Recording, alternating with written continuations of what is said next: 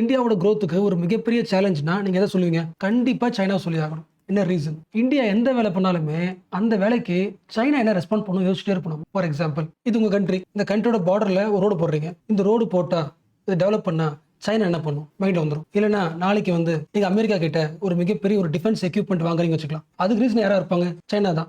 ஒருவேளை அதுக்கிட்ட அந்த ஆயுதம் இருக்கலாம். அதுக்கேற்ற மாதிரி நம்ம என்ன பண்ணுவோம்? யூஎஸ்ஏ கிட்ட ரஷ்யா வாங்குவோம். இல்லைன்னா புதுசாக நம்ம வாங்கினா இதை சைனா எப்படி ரெஸ்பாண்ட் பண்ணும் அப்படி யோசிப்போம். இல்லைன்னா சைனா வந்து எல்லா கண்ட்ரிக்கும் ட்ரேடிங் பிஸ்னஸ் சூப்பராக பண்ணுது. அப்போ நம்ம என்ன பண்ணோம்? நாமளும் அதுக்கேற்ற மாதிரி இந்தியாவில் வந்து எல்லா கண்ட்ரிக்கு போகிற மாதிரி என்ன பண்ணணும்? ட்ரேட் ரூட்டை உருவாக்கணும். அப்போ நம்ம எந்த ஸ்டெப் எடுத்தாலும், எக்கனாமிக்கலாக எடுத்தாலும் சரி, டிஃபென்ஸாக எடுத்தாலும் சரி, இல்லை பார்டர் மேனேஜ்மெண்ட் எடுத்தாலும் சரி, எல்லா ஸ்டெப்லையுமே ஒரே ஒரு ஆள் China. One of the India's biggest external factor influencing the India's policy. India எந்த பாலிசி கொண்டு வந்தாலும் இந்த பாலிசினாலே சைனா எப்படி யோசிக்கும்? இல்லை சைனா ஒன்று பண்ணியிருக்கோம், அதுக்கேற்ற ஒரு பாலிசி கொண்டு வரணும். அப்போ இந்தியாவோட எல்லா ஹிஸ்டாரிக்கல் மூவ் எடுத்து பார்த்தீங்கன்னா அதுக்கு முன்னாடி யார் இருப்பா? சைனா நின்றுருக்கும். சைனாவை டேக்கிள் பண்ணுறதே நம்ம காலம் போயிடுச்சு. இதே மாதிரி போயிட்டு இருந்தா இந்தியாவுக்குன்னு இண்டிபெண்டா இப்போ டெவலப் ஆகுது. What is the India strategy to tackle China? சைனாவுக்கு ரெஸ்பாண்ட் பண்ணிட்டே இருக்கிறத விட அடுத்த கட்டத்துக்கு நம்ம என்ன மூவ் ஆகணும், என்ன மாதிரி ஒர்க் அவுட் பண்ணலாம், அதை பற்றி பேசுகிற ஆர்டிகல் தான் சென்டர் பேஜ் ஹெட்டிங் பண்ணிக்கலாம். India China at 75. இந்தியாவும் சைனாவும் கோஆபரேஷன் ஸ்டார்ட் பண்ணி 75 வருஷம் ஆயிடுச்சு. It is a time for strategy. நம்மளோட ஸ்ட்ராட்டஜியை ஒர்க் அவுட் பண்ணணும், நாட் த்ரூ சென்டிமெண்ட்ஸ். எமோஷனலாக நம்ம வந்து அட்டாக் பண்ணுறது, எமோஷனலாக ஹேண்டில் பண்ணுறதுலாம் விஷயம் கிடையாது. லாங் டேர்மில் ஒரு பயங்கரமான ஸ்ட்ராட்டஜி போடணும் அப்படின்னு இந்த ஆர்டிகல் இருக்கிற ஆத்தர் என்ன சொல்கிறாங்கன்றதை சமரைஸ் பண்ணலாம். அப்போ எந்த முடிவு எடுத்தாலும் சைனா யோசிச்சு நம்ம முடிவு பண்ணுறோன்னா நமக்கு என்னது? சைனான்றது ஒரு தலைவலி தானே. பட் இன்ஃபேக்ட் சொல்லணும்னா தலைவலியை விட என்ன மோசம். என்ன ரீசன்? நமக்கு இந்த கண்ட்ரி எனிமினா அது ஒர்க் அவுட் பண்ணுறது வேறு. பட் சைனா அப்படி கிடையாது. நீங்கள் பார்டரில் பார்த்தீங்கன்னா சண்டை போடுப்போம், அதில் பயங்கரமான எனிமி நம்ம. அட் தி சேம் டைம் இந்தியாவும் சைனாவும் ட்ரேட் பண்ணிட்டு இருக்காங்க. இந்தியாவோட லார்ஜஸ்ட் ட்ரேடிங் பார்ட்னர்ல செகண்ட்ல இருக்கிறது சைனா. யோசிக்க முடியுதா? நீங்க எந்த கண்ட்ரி கூட சண்டை போடுறீங்களோ பார்டர்ல, எந்த கண்ட்ரி நம்மளோட சோல்ஜர்ஸ் கொலை பண்றாங்களோ அவங்க கூட தான் நீங்க அதிகமாக வியாபாரமே பண்றீங்க. உங்களோட பிசினஸ்ல second largest trading partner China. But also இது தெரிஞ்சுக்கலாம், ரெண்டு பேரும் பிசினஸ் பண்றதுல அதிக லாபம் யாருக்குன்னா சைனாக்கு தான். அதாவது நாம் அதிகம் வைக்கிறத விட சைனா தான் அதிகம் வைக்கிறது. இந்தியாவுக்கும் சைனாவுக்கும் நடுவில் இந்தியாவுக்கு ட்ரேட் டெபிசிட் இருக்கு. யோசிக்க முடியுதா? நம்ம பார்டர்ல அவன் கை வைக்கிறான்னு சொல்லிட்டு சண்டை போட முடியாது. என்ன ரீசன்? சண்டை போட ஆயிடும், பிசினஸ் கொலாப்ஸ் ஆயிடும். So what is the problem? It is the India's structural challenge. அடிப்படையே தப்பா இருக்கு. ஃபவுண்டேஷனை மாற்றணும். நீ எக்கனாமிக்கலா சைனா கிட்ட நிறைய பொருள் வாங்குற, அதன் அர்த்தம் இந்தியாவுக்கு சைனாவுக்கு நடுவில் பிசினஸ் ரன் ஆகுது. அதில் யாருக்கு அதிக ப்ராஃபிட்? சைனாவுக்கு தான். சைனா தான் அதிகமாக இந்தியாவில் விற்கிறாங்க. விச் மீன்ஸ் அர்த்தம் இந்தியா நிறைய பொருளை சைனா கிட்ட இருந்து வாங்கிட்டு இருக்கு. வி டிபெண்ட் ஆன் சைனான்னு அர்த்தம். யோசிக்க முடியுதா? நம்மளால ஈஸியா ஈக்குவலா சைனா கூட சண்டை போட முடியாது. என்ன ரீசன்? அவன் கிட்ட இருந்த பொருள் வாங்கிட்டு இருக்கோம். எனக்கு தேவையான 10 பொருள் நீ தர, உனக்கு தேவையான 10 பொருள் நான் தரேன்னா பிரச்சனை கிடையாது. ஈக்குவலா இருக்கு, அடிச்சுக்கலாம். உனக்கு லாஸ், எனக்கு லாஸ். நான் சப்ளைக்கு ஸ்டாப் பண்றேன், உனக்கு லாஸ். பட் சைனா நம்ம கிட்ட இருந்து எவ்வளவு பொருள் வாங்குதோ அதை விட $100 பில்லியன் இந்த அளவுக்கு எக்ஸ்ட்ரா சைனா கிட்ட இருந்து வேல்யூ பொருள் வாங்குறோம். அவ்வளோ ட்ரேட் இம்பேலன்ஸ் இருக்கு. அதாவது ஒரு மொபைலுக்கு தேவையான பார்ட்ஸ், மெடிசன்ஸுக்கு தேவையான முக்கியமான விஷயங்கள், நம்ம இண்டஸ்ட்ரிக்கு தேவையான முக்கியமான எக்யூப்மெண்ட்ஸ், இது எல்லாமே சைனா கிட்ட வாங்கிருக்கும். அப்போ பார்டர்ல சண்டை போட்டா அவன் எக்கனாமி என்ன பண்ணுவான்? பிளாக் பண்ணுவான், நமக்கு பொருள் கிடைக்காது. அப்போ இந்த ஸ்ட்ரக்சரல் சேலஞ்சை என்ன பண்ண போறோம்? எப்படி சரி பண்ண போறோம் ஆர்டிகல். ஆக்சுவலா நம்ம இன்னொரு பாயிண்ட் பார்க்கணுங்க. ஏன்னா இப்போ இருக்கிற ஃப்ரெஷர்ஸ்க்கு தெரியாது, இந்தியாவும் சைனாவும் இப்போ இருக்குல்ல எனிமி மாதிரி, ஃப்ரெண்டு மாதிரி, நம்பிக்கையற்ற தன்மையில் இருக்கும்ல, வேற வழி கிடையாது, டிவைட் இருக்கும்ல. பட் நாம வந்து சைனாவை இந்த மாதிரி யோசிக்கவே இல்லை. ஸ்டார்டிங் டைம்ல 1950s வந்து நம்ம வேற லெவலில் யோசிச்சிருந்தோம். என்ன ரீசன்? சைனாவிலையும் காலனைசேஷன் இருந்துச்சு, இந்தியாவிலையும் காலனைசேஷன். அதாவது யூரோப் வந்து அந்த கண்ட்ரியை அடிமையாக்குச்சு. அப்போ யூரோப்பியன்ஸ் வந்து பிரிட்டிஷ் வந்து இந்தியாவை அடிமையாக்குச்சு, சைனாவை அடிமையாக்குச்சு. அப்போ நம்ம எப்படி யோசிச்சோம்னா ஏஷியாவில் ரெண்டு முக்கியமான கண்ட்ரி இந்தியா சைனா ரெண்டுமே எப்படி இருக்கு? காலனைஸ்ட் ஆயிடுச்சு. பட் 1950s ரெண்டு பேருக்கு விடுதலை கிடைக்குது. விடுதலை கிடைச்சு தனி கண்ட்ரியா ரூல் பண்ண ஆரம்பிக்கிறாங்க. அப்போ 1950s அப்புறம் இந்த வெஸ்டர்ன் கண்ட்ரிஸ் யூரோப்பியன்ஸ் ஹேண்டில் பண்றது, யூரோப்பியன்ஸை விட டெவலப் ஆகிறதுக்கு ஏஷியாவில் நாம் ரெண்டு பேர் இருக்கோம். ஒன்று இந்தியா சைனா, ரெண்டு பேரும் சேர்ந்து ஒட்டுமொத்த உலகத்தை டாமினேட் பண்ணலாம். நம்ம ரெண்டு பேருக்குமே நிறைய விஷயங்கள் பொறுத்து போகுது. ஏஷியாவில் இருக்கிறோம், கல்ச்சரலி ஒரே மாதிரி இருக்கும், ரெண்டு பேருமே அடிமைப்பட்டு விடுதலை இருக்கும். அப்போ நம்ம ரெண்டு பேரும் சாலிடாரிட்டியை ஃபீல் பண்ண முடியும். நம்ம ஒற்றுமையா இருக்கிறது அவசியம். இன்ஃபேக்ட் சொல்ல போனா இந்தியாவில் இருக்கிறது சோஷியலிசம். அதாவது ஸ்டேட் என்ன பண்ணும்? வெல்ஃபேர் விஷயங்கள் பண்ணும், மக்களுக்கு தேவையான விஷயங்கள் பண்ணும். சைனாவில் சோஷியலிஸ்டோட எக்ஸ்ட்ரீம் ஃபார்ம் கம்யூனிசம், பிரைவேடைசேஷன் இருக்காது, ஃபுல்லி ஸ்டேட்டை பார்த்துக்கும். இப்போ நேரம் என்ன யோசிக்கிறாரு?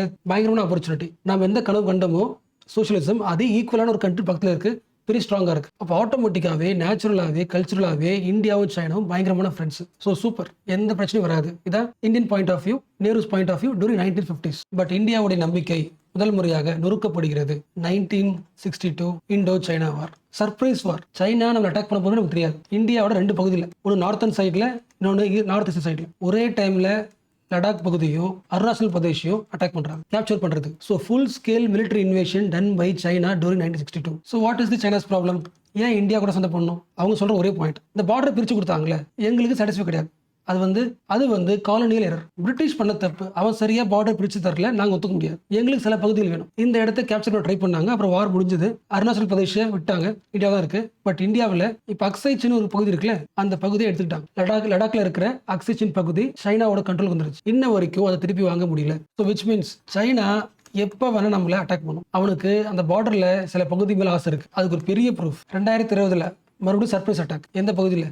கால்வான் பகுதியில். நிறைய பேர் உங்களுக்கு தெரியும், கால்வான் பகுதி ஃபுல் ஐஸா இருக்கும். அந்த ஐஸ்ல நிறைய இந்தியன் சோல்ஜர்ஸ் இறந்து போனாங்க. இன்னைக்கு வரைக்குமே லடாக்ல அவ்வளோ பண்ணியிருக்கிற இடத்துல இந்தியன் சோல்ஜர்ஸ் ஒரு 60,000 பேர் அங்கே பர்மனெண்டா வாழ்றாங்க. ஸோ இந்த 2 அட்டாக்கே போதும். ஸோ இந்த 2 அட்டாக்குமே சஃபிஷியன்ட். அந்த காலத்துலயும் சரி, இப்போ வரைக்குமே சைனா திறந்தல. பார்டர்ல அவன் டாமினேட் பண்ண ஆசைப்படுறான், நிறைய பகுதியை பிடிக்க ஆசைப்படுறான். அட் தி சேம் டைம் இந்தியாவால திருப்பி அடிக்க முடியாத அளவுக்கு இந்தியாவை சைனாவோட டிபெண்டா மாத்திட்டான். நிறைய பொருள் சைனா கிட்ட தான் வருது. அப்போ இந்த ஸ்ட்ரக்சரல் இம்பேலன்ஸை மாற்ற வேண்டியதுதான் இந்தியாவோட முதல் ஸ்ட்ராட்டஜி. அப்போ இந்தியாவுக்கு பேசிக்காவே ஒரு ஸ்ட்ரக்சரல் சேலஞ்ச் இருக்கிறதுனால இந்தியா சைனாவை எப்படி அப்ரோச் பண்ணணும்? இந்தியாவோட ஸ்ட்ராட்டஜி என்ன? சைனாவோட ஸ்ட்ராட்டஜி பார்த்தாச்சு. பார்டர்ல அக்ரெசிவ், எக்கனாமிக்கல் டாமினேட் அவங்க முடிவு பண்ணிட்டாங்க. பட் இந்தியா என்ன பண்ணி ஆகணும்? இந்த சேலஞ்சுக்குள்ள இருந்து வெளியே வரதுக்கு என்ன பண்ணி ஆகலாம்? இப்போ பண்ற ஒரே ஒரு ஸ்ட்ராட்டஜி காம்படேட்டிவ் கோ எக்ஸிஸ்டன்ஸ். ஓரளவுக்கு புரிஞ்சுல?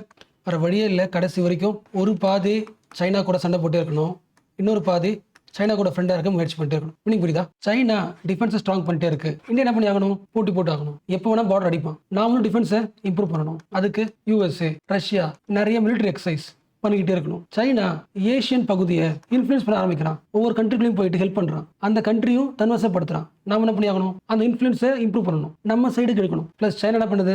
எல்லா கண்ட்ரிக்கும் பொருள் அனுப்புது. ஒரு ட்ரேட் ரூட் இருக்கு. நாம என்ன பண்ணலாம்? குளோபல் லெவல்ல ஒரு டிப்ளமசி உருவாக்கலாம். எல்லா கண்ட்ரி கூடயும் பேசுற மாதிரி ஒரு இன்ஃப்ளூயன்ஸ் உருவாக்க முடியும். அப்போ காம்படேட்டிவ் கோ எக்ஸிஸ்டன்ஸ்ல வாட் இஸ் காம்படேட்டிவ்? போட்டி போடணும். 3 விஷயத்துல மிலிட்டரியில் போட்டி போடணும், ரீஜனல் இன்ஃப்ளூயன்ஸை இம்ப்ரூவ் பண்ண நம்ம ட்ரை பண்ணணும், குளோபல் லெவலில் டிப்ளமசி உருவாக்கணும். நமக்கான ஒரு டிப்ளமசியை அக்ரிமெண்ட் உருவாக்கணும். இது ஒரு சைடு காம்படிஷன். அந்த காம்படிஷன் கூடவே வேற வழியே கிடையாது, சைனா கூட கோஆபரேட் பண்ணி தான் ஆகணும். விச் மீன்ஸ் இந்தியாவும் சைனாவும் சேர்ந்து நிறைய குரூப்ஸ் உருவாக்கணும். BRICS, SCO. ஸோ எந்த கண்ட்ரி 2 பேருக்கு பிடிக்காதோ 2 பேரும் சேர்ந்து குரூப்ஸ் உருவாக்க வேண்டியது அவசியம். என்ன ரீசன்?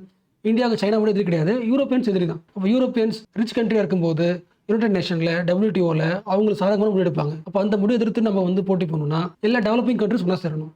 ஏஷியாவில் இந்தியாவும் சைனா ஒன்றா சேர்ந்தா தான் வாய்ஸ் ஸ்ட்ராங்காக இருக்கும். இப்போ காம்படிஷன் ஒரு பக்கம் இருக்கும்போது கோஆபரேஷன் முக்கியம். யோசிக்க முடியுதா? ஆல்ரெடி பார்த்துருக்கோம் எப்படி சைனா கூட சேர்ந்து SCO, பிரிக்ஸ் உருவாக்குறோமோ, த சேம் டைம் கோஆபரேஷன் கூட அவனை போட்டி போட பண்ணுவோம். இன்னொரு குரூப் ஆப்போசிட்டா, சைனாக்கு ஆப்போசிட்டா India, USA, Japan, Australia, quad countries. உங்க கூட பேச்சுவார்த்தை நடத்துவேன், டிஸ்கஸ் பண்ணுவேன். த சேம் டைம் உன்னை சுற்றி யார் இருக்கா? ஆஸ்திரேலியா, ஜப்பான் இருக்காங்க. உனக்கு பிடிக்காத ஆள் USA. அவங்க கூட சேர்ந்து ஒரு ஸ்ட்ராட்டஜிக்கலாக செக்யூரிட்டி ஸ்ட்ராங் பண்ணும். அப்போ இந்தியா ஃபாலோ பண்ணுறது என்ன கிடையாது? இந்தியா ஃபாலோ பண்ணுறது டிப்ளமசி கிடையாது. இட் இஸ் வேற வழியே இல்லை. It is the survival. போட்டி போட்டு கோஆபரேட் பண்ணணும். அப்படி போட்டி போடும்போது எது மோஸ்ட் இம்பார்ட்டன்ட்னா பார்டர் முக்கியம். டிஃபென்ஸ் இம்ப்ரூவ் பண்ணணும், ஸ்ட்ராங் ஆகணும். அது ஒன்று. அதோட முக்கியமானது ரீஜனல் லெவலில் நம்மளோட இன்ஃப்ளூயன்ஸ் ரொம்ப அதிகமாக்கணும் ஏஷியாவில். ஏன்னா ஃபர்ஸ்ட் ட்ரேட் நம்ம எங்கே பண்ணுறோம்? சவுத் ஈஸ்ட் ஏஷியா பண்ணுவோம், வித் ஆஃப்ரிக்கா பண்ணுவோம், வெஸ்ட் ஏஷியா பண்ணுவோம். இப்போ இந்த எல்லா கண்ட்ரீஸ்லையுமே சைனாவோட இன்ஃப்ளூயன்ஸ் அதிகமாகிட்டே இருக்கு. ஃபார் எக்ஸாம்பிள் ஸ்ரீலங்காவில், அதாவது இந்தியாவுக்கு பக்கத்தில் இருக்கிற ஒரு கண்ட்ரியில் ஹம்பன் தோட்டா ஒரு துறைமுகம், அந்த இடத்த லீஸ்க்கு வாங்கியிருக்கு. யாரு? சைனா. என்ன ரீசன் புரியுதுல்ல? Indian Ocean, Pacific Ocean, most of the trade நடக்கிறது இப்படிதான் வரும். அப்போ இந்த ஓஷன் பகுதியை கண்ட்ரோல் பண்றது சைனாவோட மிகப்பெரிய ஆசை. அப்போ அதோட ஆதிக்கத்தை கண்ட்ரோல் பண்றது என்ன பண்றோம்? அதே ஓஷன்ல இருக்கிற ஜப்பான், USA, ஆஸ்திரேலியா, இந்தியா என்ன பண்றோம்? ஒரு செக்யூரிட்டி பண்றோம். அவன் என்ன பண்றான்? நீ அந்த மாதிரி ஆங்கிள் பண்ணு, நான் இன்னொரு ஆங்கிள் பண்றேன். இந்தியா சுத்தி இருக்கிற கண்ட்ரிஸ் இருக்குல்ல, கடல் இருக்குல்ல, அந்த கண்ட்ரிக்கு நான் வரேன். ஸ்ரீலங்காவில் ஒரு துறைமுகம் அடுத்த 100 வருஷத்துக்கு அவன் தான் லீஸ். மால்டீவ்ஸ் கண்ட்ரிக்கு எவ்வளவு லோன் தர முடியுமோ லோனை கொடுத்து கடன்காரனை மாத்தி இன்ஃப்ளூயன்ஸ் பண்ணிட்டு இருக்கு. பிளஸ் நேபாளில் ஒரு ஏர்போர்ட் கட்டிட்டு இருக்கு, POKHAR, பொக்காரா ஏர்போர்ட். யோசிக்க முடியுதா? இந்தியாவை சுத்தி எல்லா ஆங்கிளுமே சீ ரூட், ஏர்போர்ட், மால்டீவ்ஸ்ல இருந்து அடுத்த இன்ஃப்ராஸ்ட்ரக்சர். ஸோ ரோடு, போர்ட், ஏர்போர்ட்னு இந்தியாவை எல்லா வகையும் சுத்தி வளைக்குது. இப்போ என்ன பண்ணி ஆகணும்? இந்தியாவோட கனவு குறைஞ்சிக்கிட்டே இருக்கு, அதை மாற்றணும். என்ன கனவு?